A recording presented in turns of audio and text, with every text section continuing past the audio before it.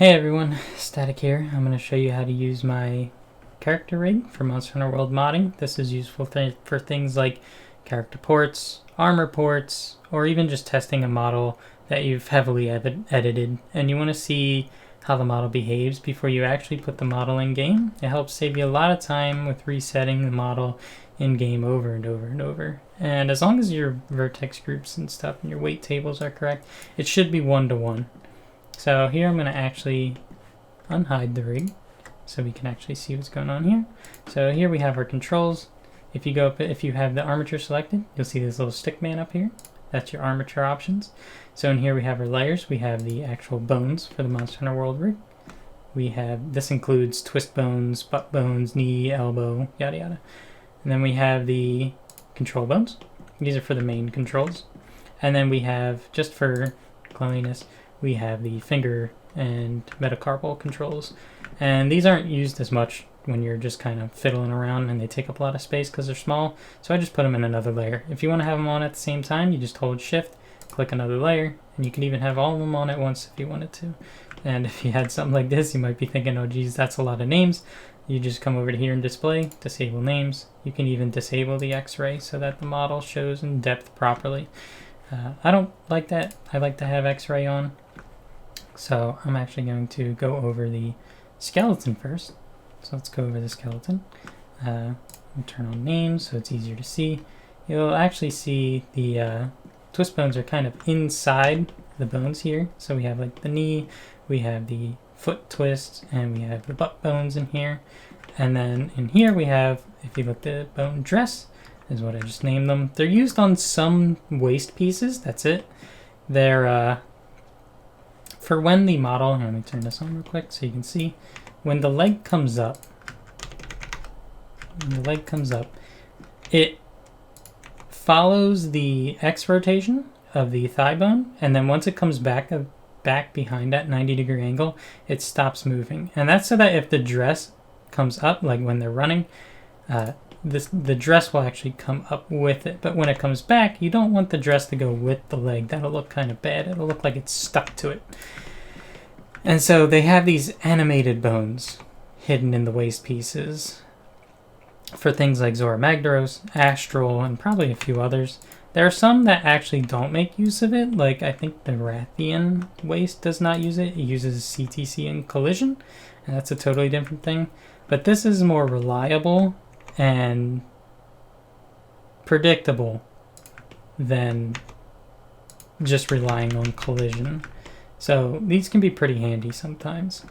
If you're not doing a waist piece, don't need to worry about these. If you're not doing a dress, probably don't need to worry about these. It all depends on your project.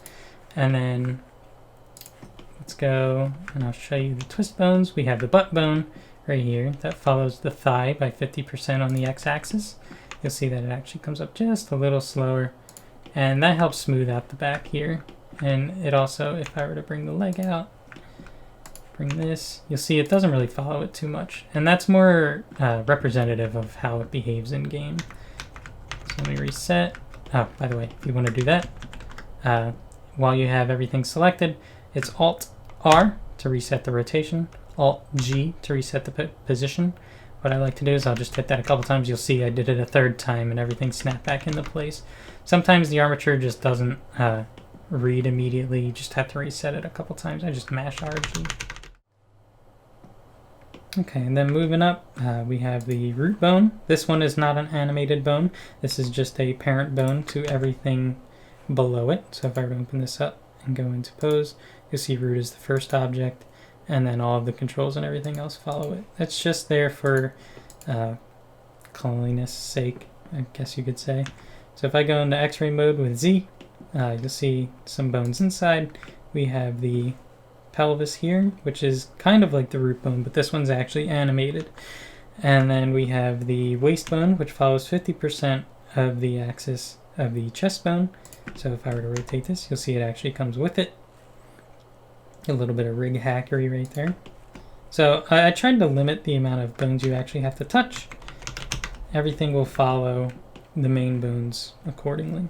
Then we have the chest, we have the neck, Clavicle indent I named because I'm not really sure what it is. It's got a little weight somewhere around the neck here, and it doesn't have a lot of it.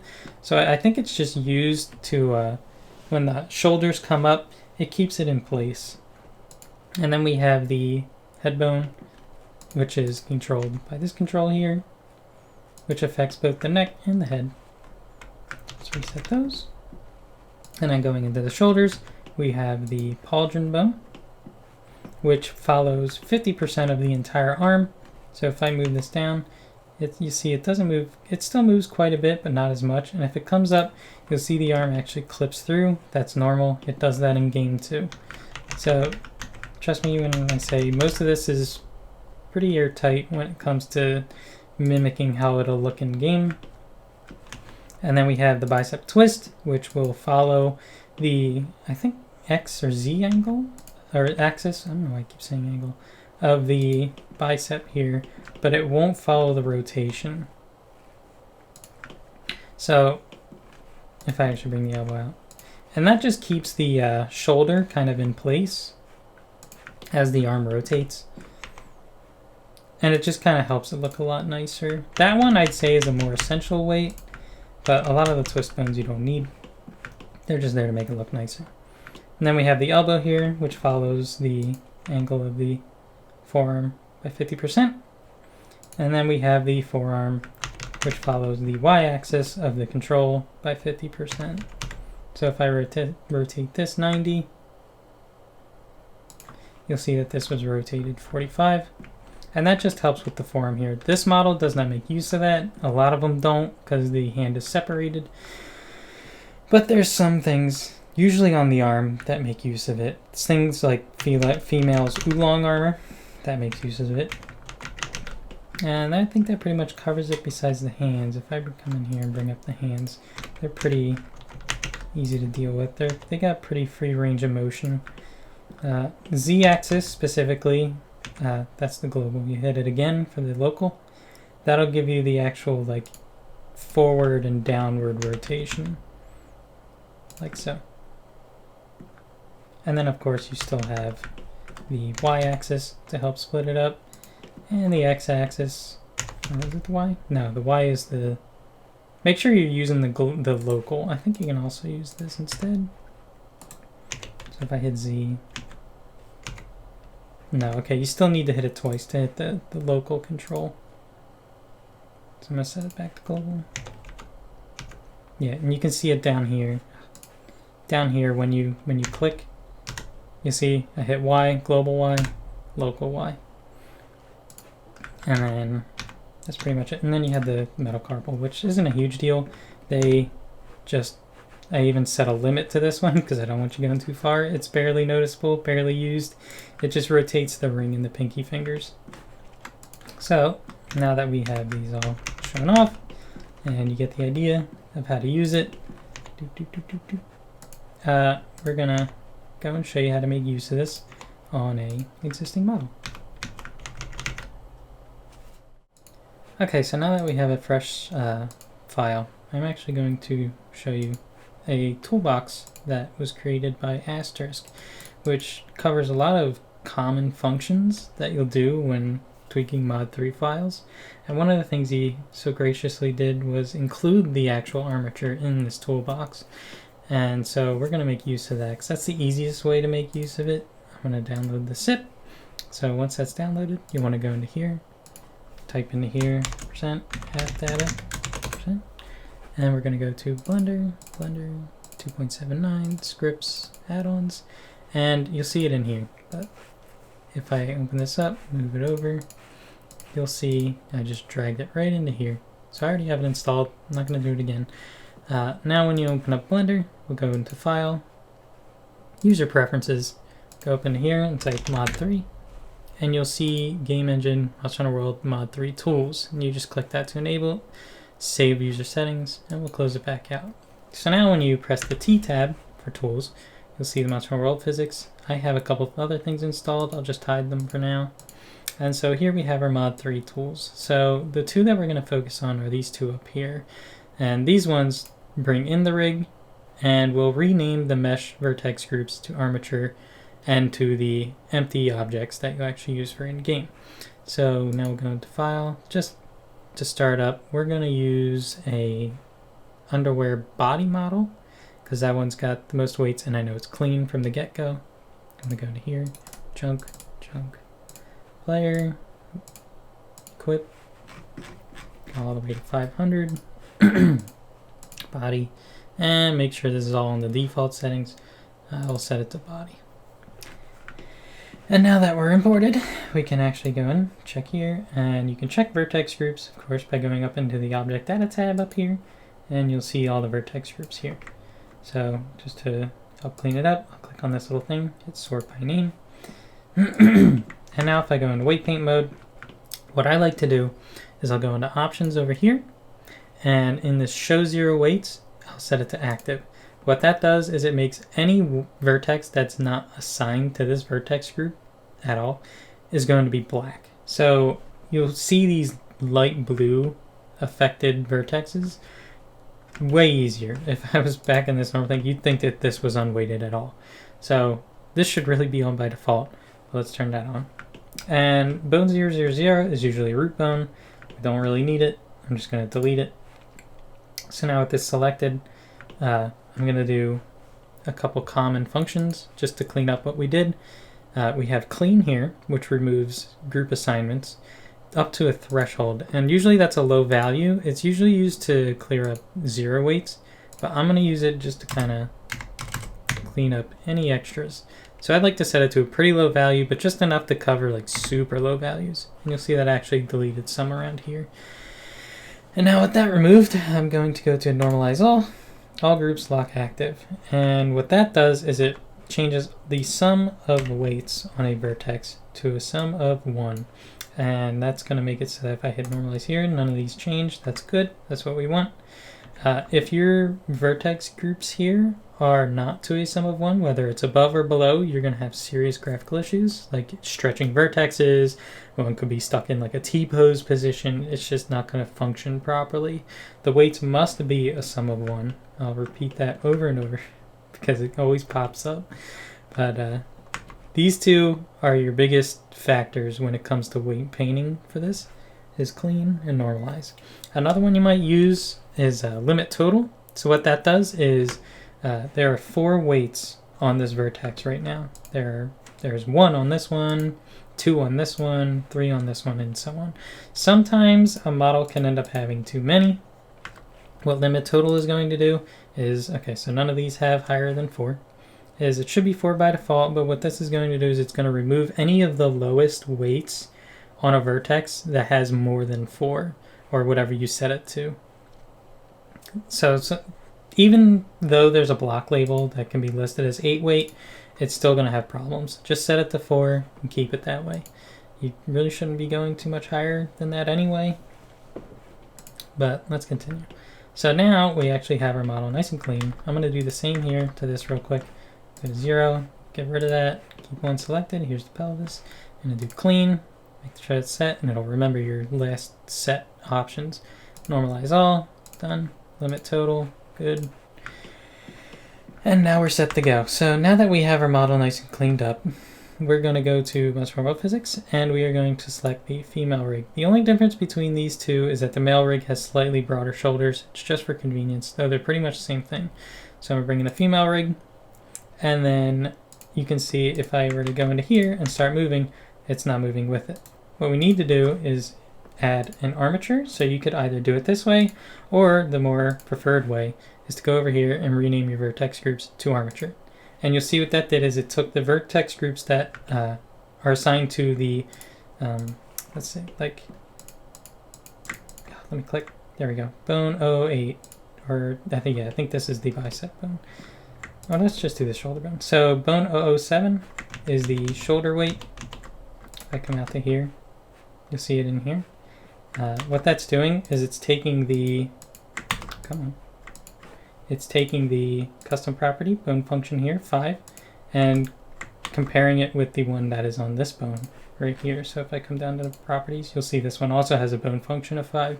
So any of these that match the bones, it'll rename the vertex group on all meshes in the scene to match properly. So now we have all our weights here, and when you do that, it actually applies the armature itself, because Asterisk is a genius and he wants to make things as easy as possible for everyone involved. Give him all of your thanks. So I'm going to hide the bones here because we don't really need them in the way. And now if I remove this, you'll see that the body moves accordingly. Yay! And we can use this to test our weights. So if I wanted to say, maybe, I don't know, come in here, maybe I didn't want so much weight on the elbows or something. You'll see if I go into edit mode, the body goes back into the position and we can't really make use of that. What you need to do is go up into here and you'll see this option. This lets you see the changes while in edit mode, and this lets you edit the model while in edit mode. So make sure you have, and you can't have this one this option on without this one. So you just want to put both on. Sometimes you might not. It's up to you. It might be hard to see what's changed like in here when you're looking at the weights in the elbow here. But usually you want to just have both of them on. So now we can actually tweak the weights while we're in here. So another helpful option is to come into here, and it should be show weights. So now you can actually see the weights while you're in edit mode, and you need to have the vertex group selected that you want to edit in order to see the changes. So I'm in elbow here. So now with that selected, I can come up into here and maybe give it a little bit more weight in the elbow, hit normalize, maybe more weight here to kind of smooth out, normalize, and you can keep doing this to any group you want. You can actually select the vertex in here as well, which is actually a lot easier than doing it in here, because when you have the vertex selected that you want to edit, it's only showing you the ones that you are going to bother with it. And so that's how you tweak while you're in edit mode. It's not super noticeable at first, but I hope that helped. Now we're going to go over a model that does not import properly. And sometimes this happens. It can happen like 50% of the time. It can happen none of the time. It depends on the model and what you're working on. So we select everything. Okay, so now that we have another fresh scene, I'm going to choose the leather body, because this one's going to have issues with standard weight. I'll show that real quick. Go into chunk, PL, equip, 1, body, mod, and I'm going to import with standard. Okay, so you'll see when I import it with this model, if I go into weight paint mode, turn on the vertex 0 weights, I'm going to go over here, sort the names, and you can see these are some pretty ugly weights. Waist seems to be okay, but the chest is horrendous, the neck is horrendous, the head is horrendous, shoulders and so on. These are really bad weights, and these are caused by bad negative weights, or just negative weights in general coming into the scene. Some of these models can have them, sometimes they can't. You just have to keep an eye out for them. So I'm going to import that again, but this time I'm going to import with split weight notation. And so these 3 options are covered on the wiki, but I like to use split weight for this scenario. And so now if I go into vertex groups, you'll see they actually have different listings here. I'm going to sort by name so they're in order again. These are the root bones, there's nothing on them. Here's your pelvis negative group, and here's your effective weight. Now this is the weight we want. So basically anything that's 0 you want to keep, and anything that's -1 you want to get rid of. See, this is much better chest. You can see the difference is pretty substantial. Sorry about that. I'm gonna lock all the ones listed as 0. And just take your time with this. Make sure you don't accidentally forget one, because if you accidentally delete it, that could be a pain in the butt to fix.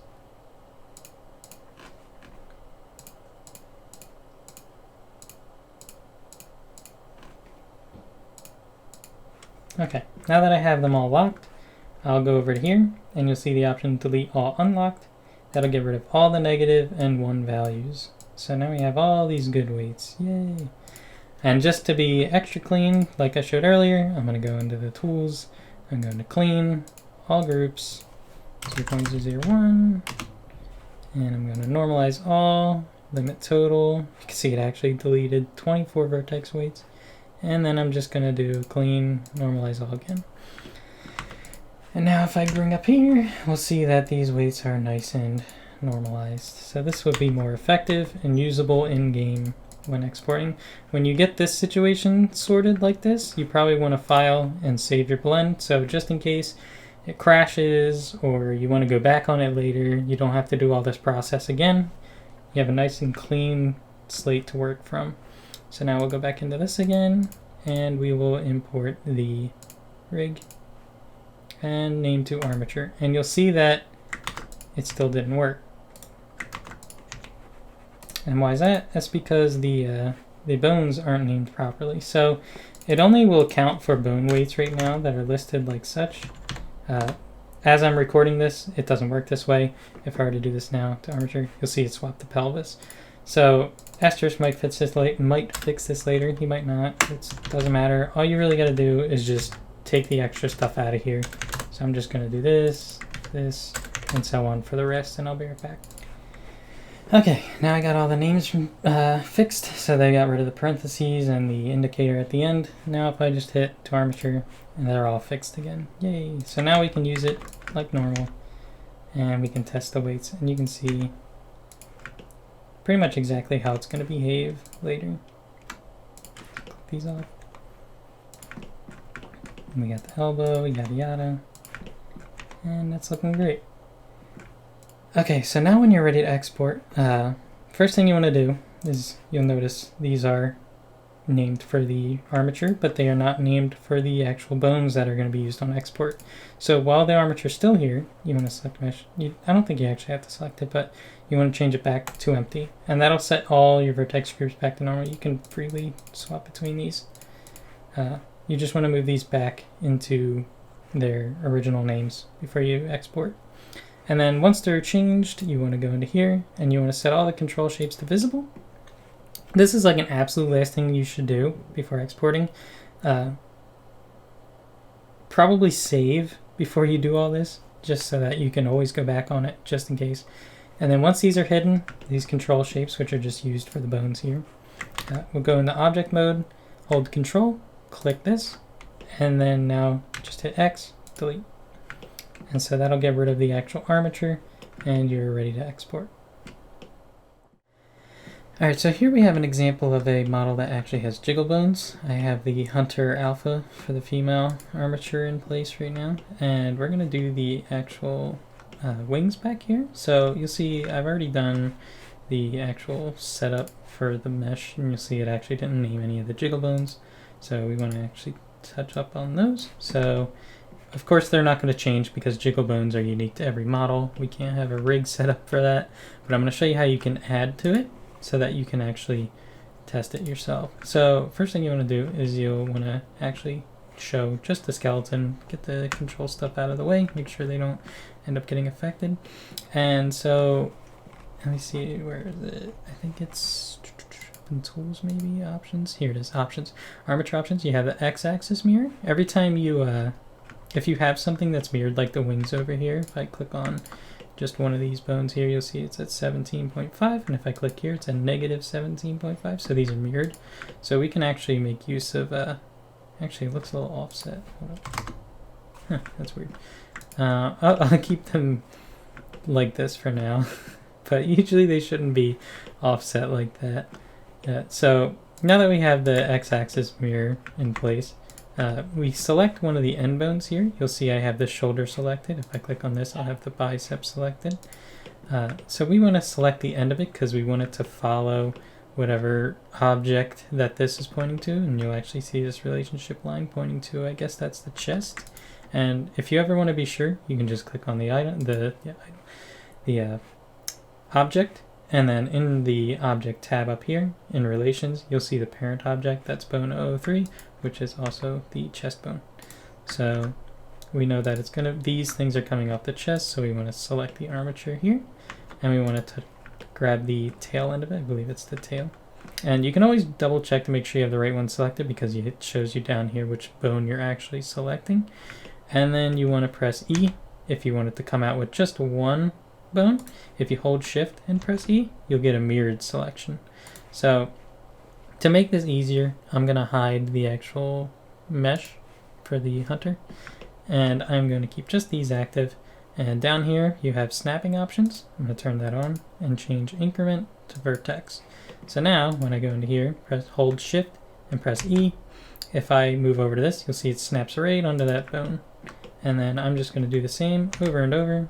Click shift E, click shift E, click shift E, and there you go.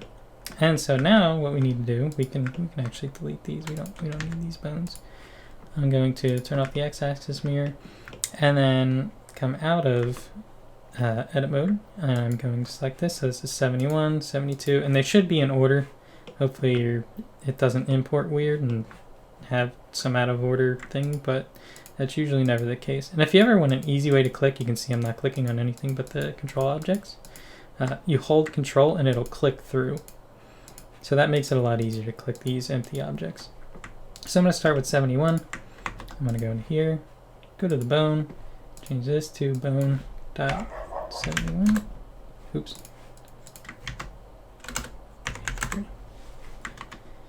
Just double check. Okay, so now I have all the bones renamed to match the actual armature object. I'm going to make sure they're on place. And you can see that, we have 78 up here and bone 78. And that's why this little like indicator up here is pretty handy. You can see at a glance that it's correct. 79, 80, 81, 82, 83. You don't need to do the end. That's not really an issue.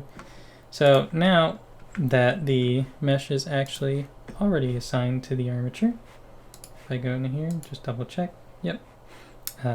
Once we go into here, this will be different because there's no controls. If I go into the armature options, you want to make sure these are on, and you'll press Control Tab, and you'll go into pose mode. And from there you can click each of these bones. Don't hold control while you're doing that. You'll click the empties. And select each one of them, and then just to be like kind of accurate to how it'll move in game, let me see where this is. Here it is. You want to change it to individual origins. And now as I move one rotation, turn snapping off. As I make one rotation, they'll all multiply on top of that rotation.